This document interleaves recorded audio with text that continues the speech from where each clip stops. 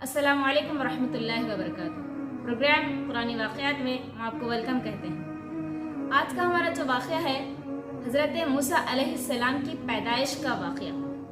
ये वाक़या सूरह तौहा की आयत नंबर 38 ता 40 के दरमियान मौजूद है।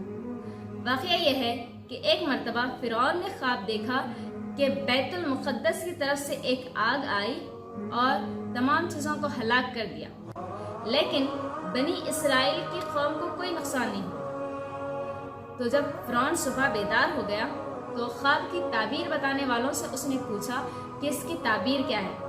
तो उन लोगों ने बताया कि बनी इसराइल की कौम से एक लड़का पैदा होगा जो तेरी सल्तनत को ख़त्म करने वाला होगा और तेरी बर्बादी का ज़रिया बनेगा।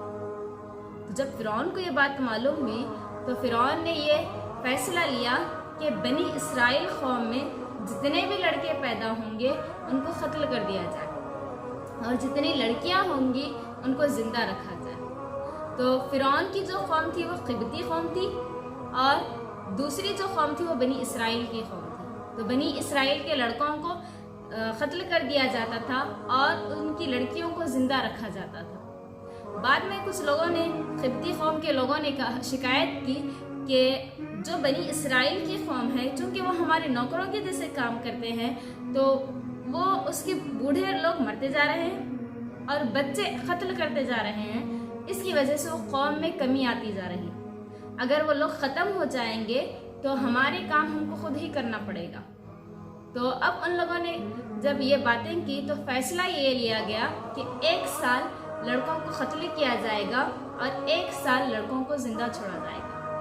तो चूँकि हज़रत मूसा अलैहिस्सलाम और हारून अलैहिस्सलाम दोनों भाई हैं, दोनों नबी भाई हैं, तो 1 साल जब लड़कों को जिंदा छोड़ना था उस वक्त हारून अलैहिस्सलाम की पैदाइश हुई और जिस साल लड़कों को ज़बह करना था, कत्ल करना था, उस साल हज़रत मूसा अलैहिस्सलाम की पैदाइश हुई। जब पैदाइश हुई तो आपकी माँ ने बहुत ही खौफ से बहुत ही आपकी हिफाजत की।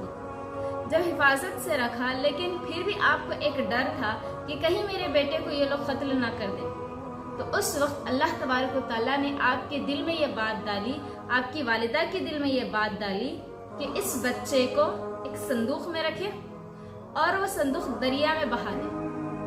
तो हज़रत मूसा अलैहिस्सलाम की वालिदा ने यही किया कि आपको एक संदूक में डाला और उसको दरिया में बहा दिया और किनारे पर अपनी बेटी को भेज दिया कि देखो ये संदूक कहाँ जाता है। तो आपकी बेटी यानी मूसा अलैहिस्सलाम की बहन वो देखते हुए, संदूक देखते हुए आगे आ रही थी।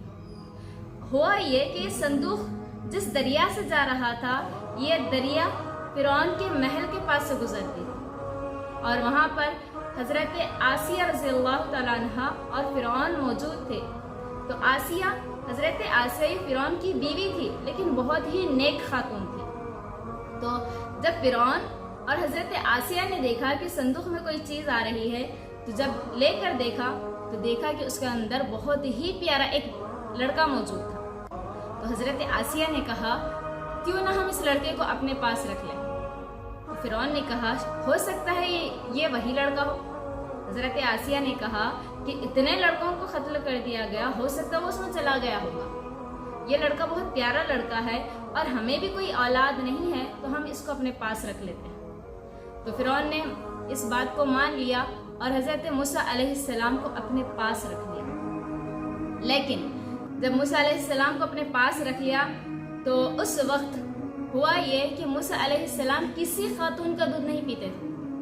जब किसी खातून का दूध नहीं पीते थे तो फ़िरौन ही के घर में हज़रत मूसा अलैहिस्सलाम की बहन काम किया करते थे। तो उन्होंने कहा कि एक खातून को मैं जानती हूँ जिसका दूध हर बच्चा पी लेता है।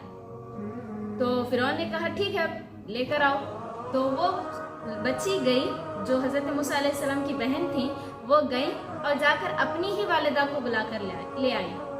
जब लेकर आई हज़रत मूसा अलैहिस्सलाम की वालिदा आ गई तो हज़रत मूसा अलैहिस्सलाम ने उनका दूध पी लिया और फ़िरौन ने कहा कि अब इस बच्चे की परवरिश आप ही करें, इसको आप ही दूध पिलाएं। इस तरीके से हज़रत मूसा अलैहिस्सलाम को अल्लाह तबारक व तआला ने फ़िरौन के कत्ल से बचा लिया। फ़िरौन के जो भी डर वहाँ पर मौजूद تھے، جو بھی خطرہ حضرت موسیٰ علیہ السلام کو تھا، حضرت موسیٰ علیہ السلام کے ان خطرات کو اللہ تبارک و تعالیٰ نے ختم کر دیا۔ کتنا بڑا یہ واقعہ ہے ہمارے لیے درس کے اعتبار سے، اس میں بہت بڑا درس ہے۔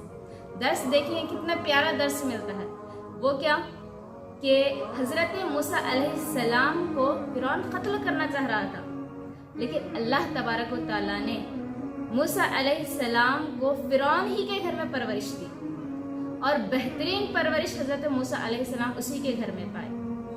دوسری چیز ہمیں کیا معلوم ہوتی ہے، وہ یہ کہ اگر کوئی نقصان پہنچانا چاہے تو کتنی بھی کوشش کرے، جتنا ہماری قسمت میں نقصان ہوگا اتنا ہی کرا سکتا ہے۔ رب چاہتا ہے ہمیں کوئی نقصان نہ پہنچے، لیکن انسان چاہتا ہے ہمیں نقصان پہنچائے، تو اس انسان کی طاقت ہمارے رب کی طاقت سے بڑھ کر نہیں ہو سکتی۔ تو ہمیں اس معاملے میں کئی احادیث بھی ملتے ہیں، جیسے مثال کے طور پر ایک مرتبہ حضرت عبداللہ بن عباس رضی اللہ تعالیٰ عنہ سے رسول اللہ نے فرمایا کہ اے بچے، اگر ساری دنیا مل کر تمہیں کچھ نقصان پہنچانا چاہے تو اتنا ہی نقصان پہنچا سکتی ہے جتنا تمہاری قسمت میں ہے، اور ساری دنیا مل کر تم کو فائدہ پہنچانا چاہے تو اتنا ہی فائدہ پہنچا سکتی ہے جتنا اللہ نے تمہاری قسمت میں لکھ دیا۔ اب یہ دو باتوں سے، دو ایک حدیث اور ایک قرآن کی آیت سے ہمیں یہ معلوم ہوتا ہے کہ اگر کوئی ہمارا نقصان کرنا چاہے، اگر کوئی ہمیں کوئی تکلیف دینا چاہے تو اتنی ہی تکلیف دے سکتا ہے جتنا ہمارے رب نے ہماری قسمت میں لکھا ہے، اور اگر کوئی ہمیں فائدہ پہنچانا چاہتا ہے تو اتنا ہی فائدہ پہنچا سکتا ہے جتنا ہمارے رب نے ہماری قسمت میں لکھا ہے۔ تو ہم اس بات سے بے خوف ہو جائیں کہ شاید کوئی ہمیں نقصان پہنچائے۔ اکثر ہمارے ذہنوں میں یہ خیال ہوتا ہے کہ شاید فلاں خاتون ہمارا نقصان کرے، شاید فلاں شخص ہمارا نقصان کرے، شاید یہ شخص ہمارے لیے بہت تکلیف کا ذریعہ بن سکتا ہے۔ ہم دنیا میں زندگی میں کسی سے خوفزدہ رہتے ہیں، یہ خوفزدہ ہونے کی ہمیں کوئی ضرورت نہیں ہے۔ کیوں؟ اس لیے کہ کوئی بھی کتنا بھی کچھ کرنا چاہے اتنا ہی نقصان پہنچا سکتا ہے جتنا ہمارے رب نے ہماری قسمت میں لکھا ہے۔ جیسے مثال کے طور پر دیکھیں، اگر ایک انسان کی موت کا وقت قریب آ گیا اور اس کو مرنا ہے 5:01 پر، تو آپ غور کیے ہوں گے ویسے انسانوں کے لیے کئی ڈاکٹرز وہاں پر ٹھہرتے ہیں تاکہ اس کی کچھ ہیلپ کریں، مدد کریں، اس کو زندہ بچائیں، لیکن جب 5:01 آتا ہے تو کیا وہ اس کو بچا سکتے ہیں؟ نہیں بچا سکتے۔ کیوں؟ اس لیے کہ رب کا فیصلہ ہے کہ اس کو موت آ جائے۔ اب پوری دنیا بھر کے ڈاکٹرز بھی اگر اس کو بچانا چاہے تو نہیں بچا سکتے، لیکن اگر کسی کو اللہ تبارک و تعالیٰ لمبی عمر دینا چاہے اور اس کو زندہ رکھنا چاہے اور ساری دنیا بھی مل کر اگر اس کو مارنا چاہے تو اس کو نہیں مار سکتے۔ کیوں؟ اس لیے کہ رب کا فیصلہ ہے کہ اس کو ابھی زندہ رہنا ہے۔ اسی طرح ہم اپنی زندگی کے ہر معاملے میں غور کریں کہ ہمیں کسی سے بھی خوف زدہ رہنے کی ضرورت نہیں ہے، بلکہ یہ بات اپنے ذہن میں رکھنا ہے کہ میرا رب میرے لیے جو بہتر ہوگا وہی کرے گا، اس سے بڑھ کر کوئی مجھے کچھ نقصان نہیں پہنچا سکتا۔ آخر میں آپ تمام سے یہی گزارش ہے کہ جو بھی درس دیا جا رہا ہے اس پر عمل کرنے کی کوشش کریں اور ان ویڈیوز کو آگے شیئر کرنے کی کوشش کریں۔ السلام علیکم ورحمۃ اللہ وبرکاتہ۔